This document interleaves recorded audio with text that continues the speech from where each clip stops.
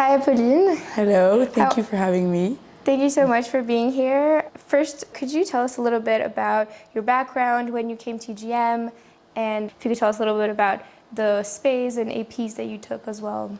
So my name is Apolline Pétignot. I first went to EGM in EGM Londres, so in London, in CE1, and I did 2 years there. Then came back to Paris, and in première, I chose the SPA Math, Physique, and SES, and then dropped SES. And for my APs, I took AP Language and Composition and AP Human Geography. And I took AP Calc in première, but then switched to Math Expert in terminale.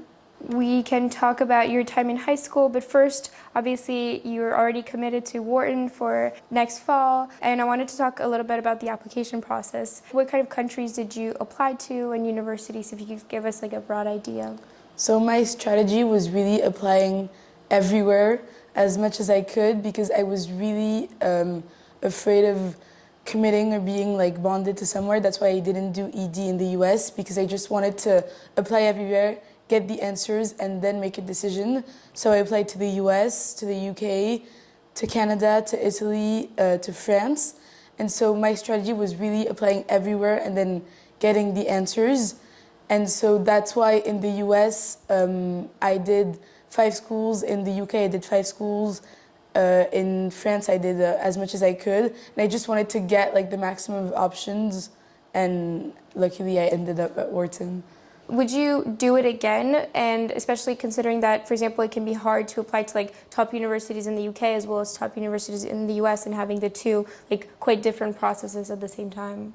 I think if I was talking to myself a year ago, I would warn me that it's a lot of work, and I didn't know that it was going to be that much work, especially because it's not exactly, but somewhat the same timelines. So like the Christmas, December vacation was a really tough time because I was finishing up my essays, but also writing my personal statement for the UK. And I think I would do it again because I'm so grateful to have had like the options, and I was able to compare like what was best fitted for me. But I think I would warn anyone that wants to do this that it's a lot of work in a very short period of time, especially because I didn't want it to start affecting my grades and my academic high school work. So a lot of this was done in the vacation, and so really like crammed up into 2 weeks. So I would warn anyone that it's a lot of work, but I would definitely recommend that. And if you don't mind saying, what other universities did you apply to? For example, in the US, you mentioned like 5, and obviously 5 through UCAS. In the US, I applied to 5 Ivies because why not? And because it's a very expensive education. It's far and it's a lot of trouble to go through. And so my mindset was it's either like the best or it's in Europe and it's easier and more accessible. So I did 5 Ivies. I did Harvard, Princeton, Yale, UPenn, and Brown. And I got accepted to UPenn Wharton and waitlisted from Brown and rejected from the others. And in the UK, I did LSE, UCL, St. Andrews, King's, and Warwick. When you were choosing the universities, obviously you mentioned how good the universities were important, especially in the US. But when it comes to like UPenn and Wharton, what made you choose specifically Wharton and not just like the UPenn, like Arts and Science College? Well, I mean, I've always been interested in business and finance, and that's actually what I chose as my major for the UK. But the problem I was having with studying finance in the UK was that it was only finance and it was really specific courses. And so when I started looking at what would be an equivalent in the US, Wharton was just perfect because you still get like 1/3 of arts and science courses. And that's exactly what I wanted because I wanted to specialize in what I liked, business and finance in that case, but still wanted to be able to like take a philosophy course if I wanted or take a language course. And so I really fell in love with the Wharton program when I started doing research for my supplementals because I felt like it was a perfect fit for me more than arts and science or engineer or anything else. When did you know that you sort of wanted to apply to the US and like start working towards it? Well, I mean, the first time like the US university were introduced to me was I think in like troisième or seconde where we were discussing the SAT, and I had no clue what I wanted to do, but I just found it like so tragic to not take the ACT and to just close off an option. So I was like, let's take the school course. We never know. So I just started doing that, then took the SAT naturally, and then came to Première. I was like, well, I already have the SAT. Why not go to the US? And of course, I knew about the very impressive reputation. And so once I started considering the US, I didn't force extracurriculars. I didn't want, because it was not my first or main choice, I didn't want to force all of my application for that. So I did the extracurriculars that I wanted to do. And I think that's what shined in my application, is that because I was not that interested in the US at the beginning, I didn't center or tailor my interests to the US. Just because you mentioned SAT and it's like an important component now, obviously a lot of colleges are coming back or have already come back to making it mandatory. So you already had it done in Première, and did you use any other tools or resources that helped you in addition to the school program, or did you just use that one? I did the school program, then I got a private tutor, then I did a lot of Khan Academy and College Board, and I mean the ACT is just, I think, a horrible exam. It's good because it actually tests how much you study and how bad you want it, but to me it's just once you get past a certain level and a certain grade, you just have to do it because there's some degree of luck in how easy the exam is that day or not. But I think it's really a test of how much you studied and how much you've gotten and understood the strategies of the test, and not that much a test of if you're actually good in math or not. I think there's no other choice than to study and do it until you get the grade you want. This is really, if you don't mind saying, but would you mind sharing what score you got or what score you think is important for schools like Wharton, or the threshold you sort of mentioned? Well, I got a 1500 and 1510 super score, and I was stuck at that. I would not get higher, so I was okay, it's good enough. I think if you really want the SAT to be something attractive to your application, you need a better score than that. I think in my case it was neutral. It didn't hurt me or it didn't particularly shine through. I think if you feel your application maybe is a bit weaker in extracurriculars or essays, it's a good idea to have those shiny 1590 scores. But if you feel that you've done enough, and I felt I was never going to go past 1500, so I was okay, I'll just focus on the essays, and it's still a good score, but I think if you want those super high scores, you need to start super early to be able to just test every weekend and get the highest score possible. You talked about the essays as well. There's the Common App essay that you write in the spring, and then in the summer you kind of write the supplementals, or a lot of us do for regular decision during the winter holidays. Do you have any piece of advice to students watching, younger students, about writing those essays? And sometimes it can be hard to find a subject, a topic for it. As I said, I only did and applied to 5 schools. So in my case, I found out pretty quickly that actually a lot of them were overlapping, and that in reality there's only a few subjects that they want you to talk about. I think to me the most important supplemental is the one where they ask you where you see yourself in 10 years or how you would use the school and anything in that realm. And I think the structure to follow in these essays is what have I done, what would the school help me to do, and what's the ultimate goal. And I put the most effort in that essay for each school, and I think it really makes your project shine and shows to the school that not only you need them, but they need you, because they're gonna produce a student that's gonna do great things. So I think I would really recommend to focus on that essay. Also to overlap as much as you can and find some things that you could reuse in one case or the other, because it's very time consuming to actually start from scratch at every essay, and I don't even think it's the perfect strategy. As for the Common App, I wrote it about politics and human behavior, so nothing to do with Wharton or finance. But I don't once again, I think in pre-professional careers like finance, it's easy to be impressed and to think you have to fit into the finance bro stereotype and only be interested in internships or network. And I think once you go over that and realize that no one's prepared, and that's the point of university, you're able to talk about what things that really interest you and come off as way more genuine and way more interesting in general. Would you personally think that you'd be interested in like going to finance, like going through the whole like recruitment process, or perhaps potentially? Potentially, I mean, yeah, it's hard to say because I think like the next 4 years are the 4 years where you really get the answers. But I think, surprisingly, Connaissance du Monde really helped me and guided me for my career goals. I think Connaissance du Monde is like such a great thing from the BFI because you basically get 2 years of talking about the US and having a research partner. And I think you dive so deep into like a topic, a niche topic. And I talked about it like everywhere in my college application. And for the essays of what's your bigger goal, what do you want to do in life, I talked a lot about Connaissance du Monde because I did my project on ESG investing, which is environmental, social, and governance investing, so ethical investing.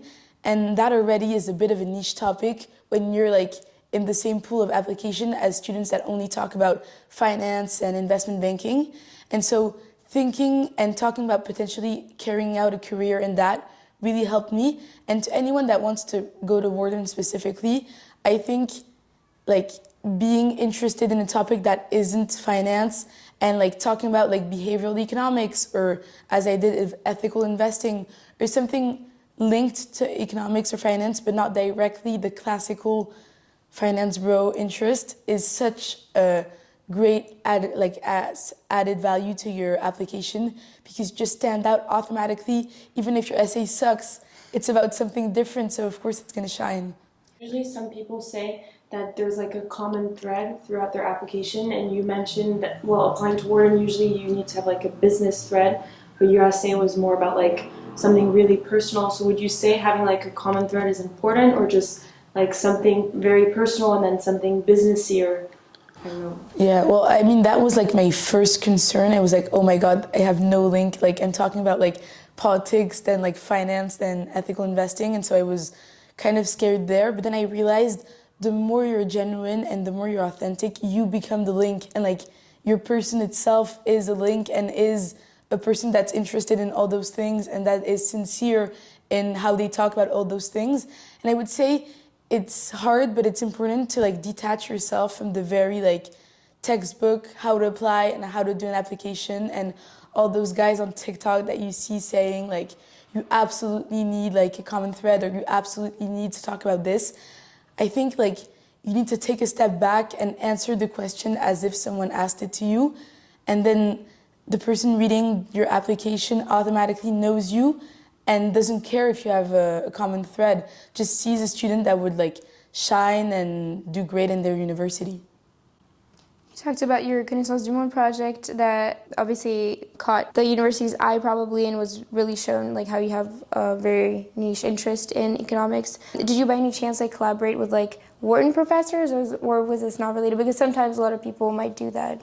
Well, I was lucky to contact a Stanford professor actually, and I had thought about looking at Wharton professors, but honestly, at that point when it was time to like look for research partners, I didn't have a dream school, and I actually don't think it's good to have a dream school because I think it's like just preparing yourself to be crushed for nothing, but that's another topic.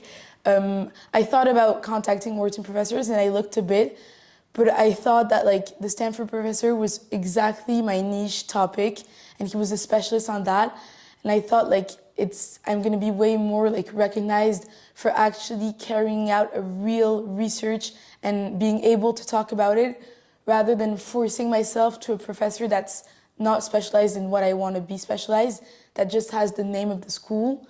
So I chose the Stanford professor. But honestly, I think Connaissance du Monde and your research partner should be like important and should like be considered in terminale and in première because it can bring so much to your application without you having to do too much because it's a course you have to take it, so might as well like take advantage of it.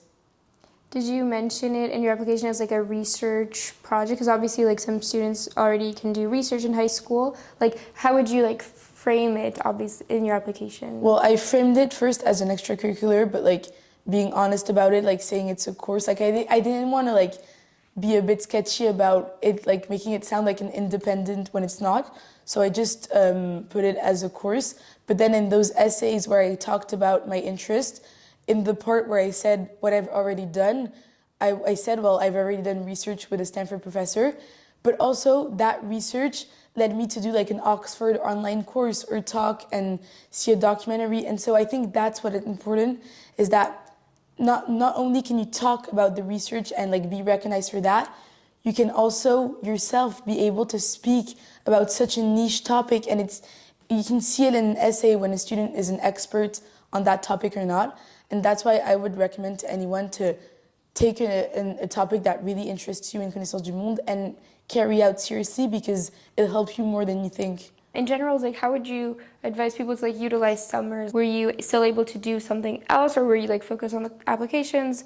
Would you advise people to maybe do internships or just other activities? Yeah, exactly. Summer schools, for example. Yeah, well, I didn't do summer schools, and I didn't do the tour of like the U.S. schools, which maybe I should have done because I never visited Wharton, so that's also part of. So maybe if you really think about the U.S., maybe take the summer to visit the schools if you've never done that. But that's more for like a personal side. I did an internship, and I was very happy to have done that, because before that, my only internships were like the ones you have to do in like troisième and seconde, and I did cool stuff, but like stuff that was not related to my career at all, and stuff I didn't want to work in, just stuff that was cool for like 1 week when you were observing. And so I was happy to do like a serious, I think it was 3 weeks of like actually getting some illusion of work done and like actually getting like your head in where it's actually happening. And that helped me make a decision for what I wanted to major in the UK and apply to in the US. So I would recommend an internship because it's what gives you the answers. I can't talk about summer schools because I've never done one, but I think you have to choose your summer school intelligently, because some of them have a bad rep of paying your way in and not actually doing anything. But I think some summer schools are really valuable, and actually you get an insight from the school, and if you want to study there and if you like the mood and the people. Regarding supplementals, I had a very chill summer, and that was the problem because I only started literally at the end of summer. So the worst strategy ever, don't do that, because I started when school started. So that was like horrible, like I had a hard time balancing. I would definitely say start in the summer. I know it's annoying to work in the summer because it really is like a very like deconnected vacation. But honestly, supplementals, if you do a bit like every day or every 2 days, it takes like 30 minutes. It takes very little time because it's only like you thinking about yourself and drafting a few answers. And it's not, I wouldn't even consider it like academic work, because you're the master of where it goes and you're the master of what you talk about. So I would recommend like starting in the summer, because it's hell like doing it in balance with high school work. That internship that you mentioned, did you do it like after in the summer of your junior year, like before senior year, or before? I did it last summer, so the summer before senior year. Before you started writing the supplementals and all of that. Would you mind sharing like where, like obviously it's related to finance, but like where you did it and for how long? So I did it in Amundi, which is a European asset management firm. I did it for 3 weeks, and what was interesting is that asset management is a very big category, and so I was able to like see different sectors and of finance and of actually like dealing with money and with investments, and that was really what made me click and made me realize that I really want to do that later, because there's just so much like topics that you see in one day. I met with an investor, and he was specialized in investing in small companies, and so for one whole day he was looking at like underwater drones, and like it's so interesting to each day be so focused on such a niche company that you would never encounter in real life. And so I like that aspect of every day like having to analyze the strategy of like one company and something that you have no idea existed, and the next day something that has nothing to do with that. So that's why I would recommend an internship, because I wouldn't have never thought that finance looked like that if I hadn't been in the place where it really happens. The Common App application allows you to mention 10 extracurricular activities. In a nutshell, like what kind of activities did you mention? Well, I think I had 2 major parts to my extracurriculars. The first one was debate and public speaking. So I've been a member of the debate club for 6 years, I think, being a student, then a chair, then participating in MUNs and international competition. And I think MUNs, or like I think everyone should do an MUN once in their life. I feel like it's such an experience that not only teaches you like public speaking and rhetorics, but most importantly like strategic alliances and like making yourself shine and like talking to the right people. And I think it mirrors like the professional world and even like the real world relationships so well. And I think it's taught me so much.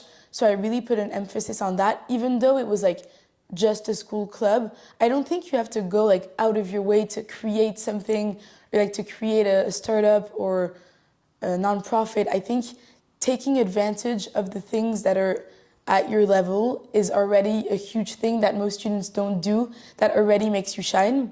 So that was the first part, debate and public speaking. The other part was entrepreneurship, because I participated in Entreprendre pour Apprendre, which once again is a school initiative, which is basically a startup incubator for like a one-year company for, I think it's second students. So I did that. I was elected CEO, so I had like an active participation. And then I really loved that experience. So I contacted a year later a startup that's called Revise, which they call themselves like TikTok for studying. So it's made to like make studying and homework more accessible.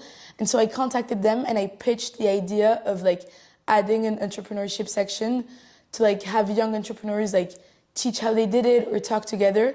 And so that in my application made like a common thread on that section of like, I did something, I loved it, I wanted to share it, I wanted to add to the world and to young entrepreneurs.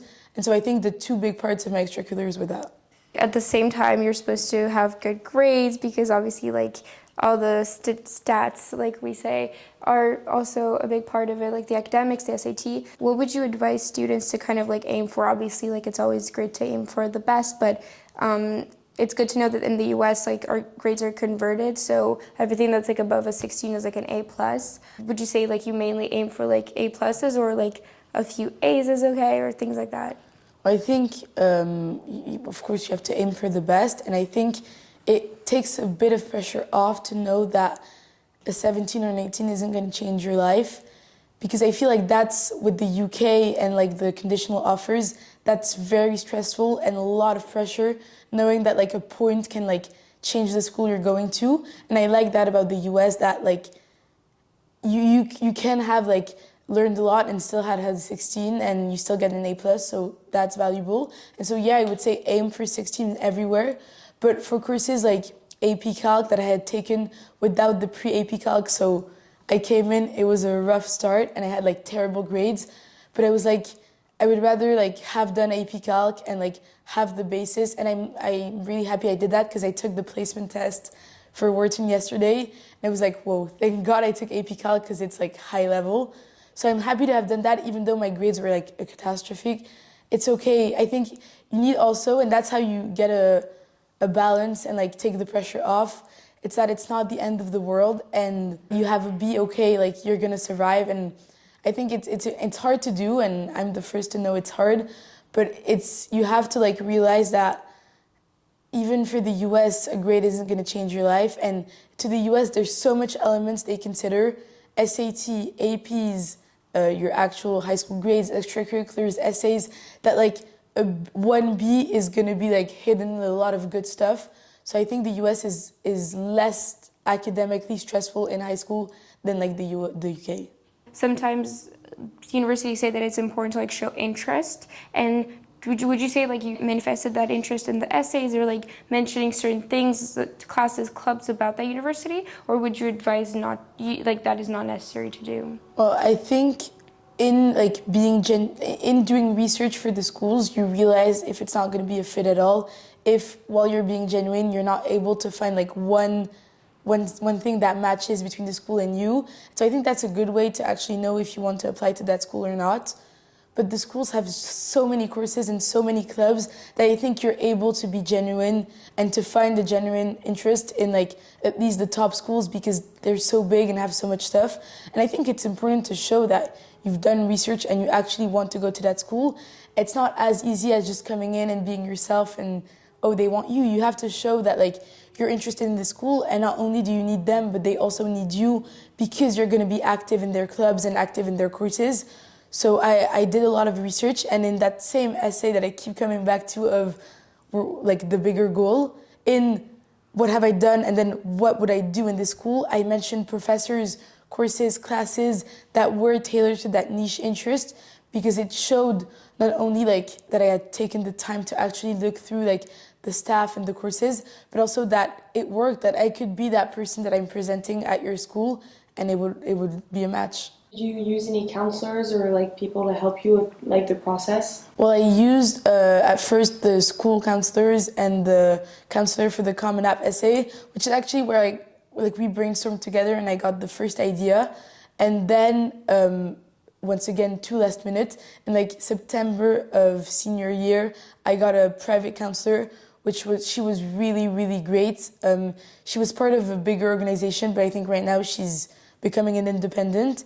And she herself went to Harvard and is now going to Oxford for a master. And she also was a major in economics. And that, I think, was great to have, even if it's not an official counselor, but just talking to someone that has closer not, but like the same goals as you, is that much more helpful, because you can actually talk about the concrete stuff. Like she was helping me with like technical words and like finance stuff, because she knew that stuff like way better than me, and she was able to like explain what was like gonna be shine in my application or not, but from a technical point of view. And she was just a great girl in general, because she was like very available, and it's easy to have someone to like, can you please like proofread that, I'm not sure, and she like gives you some small feedback. I would recommend, if you're able to have a private counselor is very, very useful. Maybe if you could talk about like other universities like outside of the US, maybe how you kind of approach that if you weren't sure which country you wanted to do, what you did in France or in the UK, and how you approach that. Well, in the UK, first of all, there was this choice of major that was a big topic to me, because it was like doing ED in the US. Like I did not want to be like stuck to something, and like choosing a major was complicated. But that internship really guided me towards finance. So I chose to apply in finance, but I didn't want to take the TMUA, because I felt that like in that time where I was already dealing with the US and the UK, I felt it was just gonna like reduce the quality of everything if I just added something. So I had to like find my way around the TMUA, which was hard. And I think if you really want to do the UK and do something related to math, you should do a test, because a good score on a test will really help your application and I think get you to the schools you want to. But I was still able to find some courses that didn't require the TMUA. So that was also time consuming, because you have to look at all the requirements and see if it's optional, if it's recommended, or if you have to take it, etc. So that's what I did for the UK. For France, I also had a strategy, which is why I switched to Math Expert in Terminal, because for the prépa, both like engineer, MPSI, and business ECG, Math Expert is that much more valued than something that they know less about, like AP Calc. And so I think if you want to go to prépa, it's like really, really good. I mean, if you're top of the class in AP Calc, sure, like I think you're gonna get the places you want to, but it's good to take Math Expert because it's actually a preview of the math course in prépa. So I think that's interesting. And also really understanding the like vœux sous vœux, which can be confusing, is a big part of it, because you realize that you're able to apply it to like 100 schools if you want by just like doing vœux sous vœux. And like you realize that it's a lot of work to apply it to everywhere, and to have a strategy for everything is a lot of work and a lot of time, but I would still do it again if I was back to last year. Do you have a piece of advice for like balancing all of that and at the same time like getting really good grades and studying and applying, like some like organization tips or study methods or things like that? Well, I think the first thing is like finding your productive time. Like I know I don't get work done in the morning, and I've made my peace with that. And so I would rather like go to bed late and like study late and wake up late, etc. And I think finding your time is good, because you feel less guilty about not working that time. Like I used to like feel so bad about like waking up late when all my friends were like waking up super early and studying super early, but like turns out I was studying later. I think you need to find your rhythm and like stay focused on you. I also think it's important to not let application ruin your like grades or academics, even if you say to yourself, oh, it's okay if I don't get like an 18, it'll still be an A+. But I think the trap in that is that you just focus so much on your applications that your grade just, and even, not even only your grades, but like for the teachers, for like going to school, I think it just like makes this so much harder when you put less time into it. And I think it's important to keep studying for like small tests and for the compo and for everything that seems like not obligatory. You still have to do it because otherwise it's just like gonna get worse and worse. I think that's what I did. I did it a bit too much because I only wanted to like seriously work on the application during the vacation. I think that's not a strategy either because it was really like a hard time. I think you need to balance, but don't forget that you're like, as you're working, you're a high school student, and that's the priority because who knows like if you go to university, if you change your mind, etc. I think you need to focus on your grades.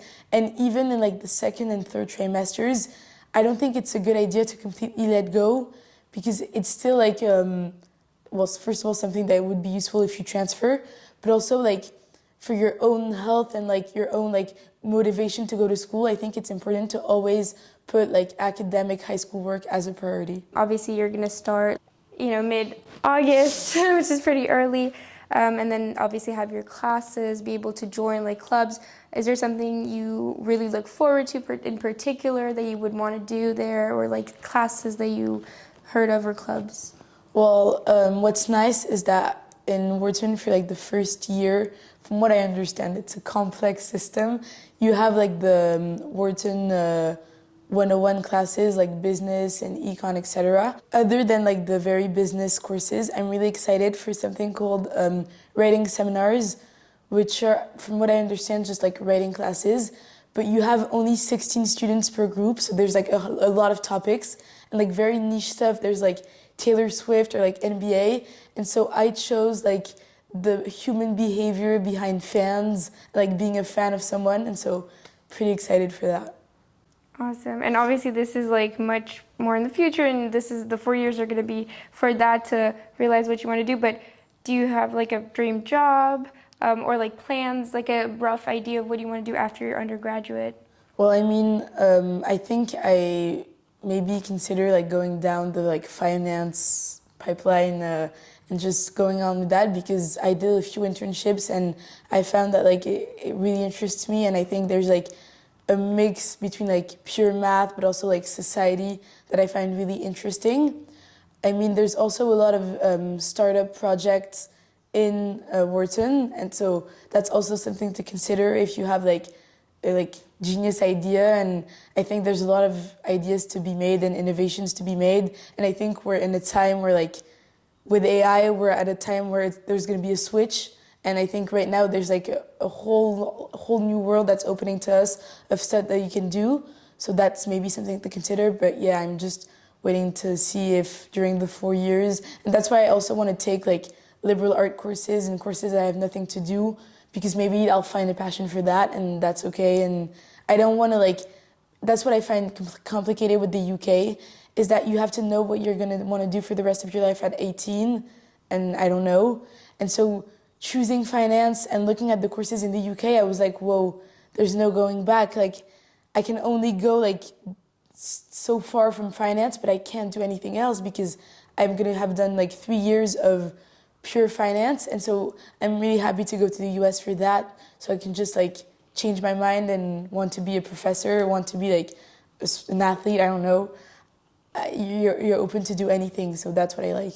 That's absolutely true. It's very free, especially if you decide to do like a pre-professional track, like for example, like pre-law, you're very free to like take whatever major you want. So that's really, this freedom that you have in the US is really a plus. And a lot of the reasons why people want to apply there, and more and more people do. And so for the students watching us that are younger, that are thinking about the US, or just maybe other advice in general about studying, school, life, is there anything you would like to tell them? Well, I think first I would recommend my strategy of applying everywhere because I don't know if you can trust yourself at the beginning of terminale to make a decision about where you're going to study and then have to have no choice but to stick with it. I think I would have been very scared to like choose the UK or choose the US and then go with that. I'm happy to have had a year of like getting the answers back and being accepted or rejected and having like the reflection of, am I able to go far from home? Am I able to study things that are different from what I do in high school, etc. So I would recommend, if you're able to and if you feel you have the capacity of doing your best at a maximum of places, do that. I would also say that like what I didn't do was do it in advance, and I really like wrote my supplementals in a very short amount of time, which was very, very hard and very time consuming and very intense. And it was really a period of like, I think I've never worked that much because you have like 2 weeks to like process your whole life and think about what image you want to come through with. So I would say like being done when you're coming up in like première is ideal because that's also something that you're gonna have like to, I rewrote it I think like 200 times because each time you have a new idea and then you have the word count, etc. So being done with the common app in première is really ideal, and just getting started with the supplementals and like overlapping them, as I said, and finding common themes and thinking and brainstorming about those is a good idea to do early, because it's just going to be a way more natural flow and you're not going to have this period of like balancing academic work with application stuff in such a short amount of time, like being exhausted, etc. So I would say like take in advance and take time, and it sounds ridiculous, but like take time to just think and like think about yourself and reflect about yourself, because I learned a lot about myself in this process, because you're asking yourself questions that like you've never thought about what makes you you, or like what you match with that or what you match with that, and what would you want to write a common app about, where you can literally write it about anything. So taking some time, not even to write, just to like sit yourself down and think about who you are and what makes you you, is a very important step that is often overlooked or like done too fast. And I think it's crucial in having a genuine application once again.